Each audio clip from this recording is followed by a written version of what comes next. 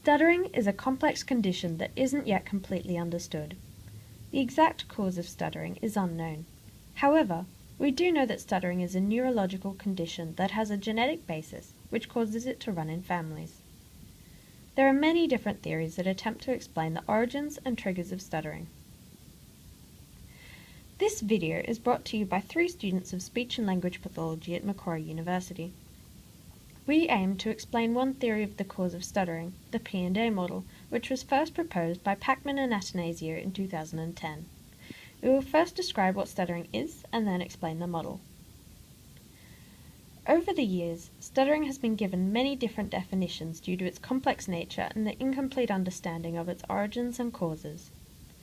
While there is no one most satisfactory definition, one of the best descriptive definitions is as follows, proposed by Wingate in 1964. Let's unpack this complicated definition. Stuttering disrupts speech by affecting speech segments, sounds, syllables, and words, within the speech stream.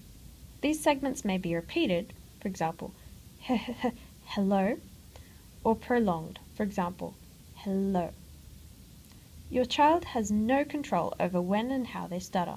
They may stutter often, and their stutters are likely easily noticed by others. Stuttering may be accompanied by equally involuntary additional behaviors. These may take the form of phrases, for example, movements made by the speech structures, for example, moving the lips or the tongue when there's no sound coming out, or movements of other body parts, so for example, twitching, leaning forwards, or clicking the tongue, or pauses mid-speech. For example, there were 3 ducks. The child may also seem to be quite emotional during the stuttering periods. Now we will describe the P&A model of stuttering, which attempts to unpack the causes of stuttering. The P&A model, proposed by Packman and Atanasio, states that stuttering is dependent on 3 factors: a deficit in the neural processing underpinning spoken language, triggers, and modulating factors. We will now explain what these factors mean and how they work together to cause stuttering.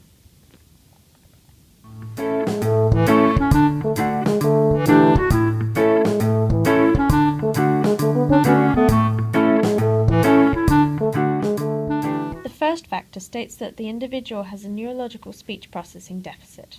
In other words, the part of our brain that is responsible for turning our thoughts into spoken words functions a bit differently in people who stutter compared to in people who don't. As mentioned before, this neurological speech processing deficit runs in families, meaning that it has a genetic cause. But keep in mind that it is not uncommon for a child with a family history of stuttering to not stutter, and a child with no family history of stuttering to stutter. The second factor states that there are triggers, in some words, that cause your child to produce a stutter. You might have noticed that your child stutters on certain words, certain syllables, or certain sounds, such as s, tr, or ah. So, for example, they might say stutter, or mum, or apple. For example, the word stable demands more movements from your tongue and mouth compared to the word table. Each moment of stuttering has a trigger, and each trigger is dependent on the individual child. Factor 3 states that each trigger has a modulator. Modulators can be personal factors such as excitement or anxiety, and these can increase or decrease the threshold that determines whether your child will stutter or not. Lower thresholds mean it is easy for a trigger to produce a stutter, and higher thresholds mean that your child's trigger may not necessarily trigger a stutter at all. You might have noticed that your child stutters more during an exciting, fun-filled day or during school compared to during a lazy Sunday at home. A child who stutters requires the neurological processing deficit and the triggers in order to produce a stutter, meaning that if they only have the neurological processing deficit, they may not necessarily stutter. That wraps up our explanation of the P&A model of the cause of stuttering. However, keep in mind that there are evidence-based therapies available to treat your child's stutter. For more information, you can find your local speech pathologist at www.speechpathologyaustralia.org.au.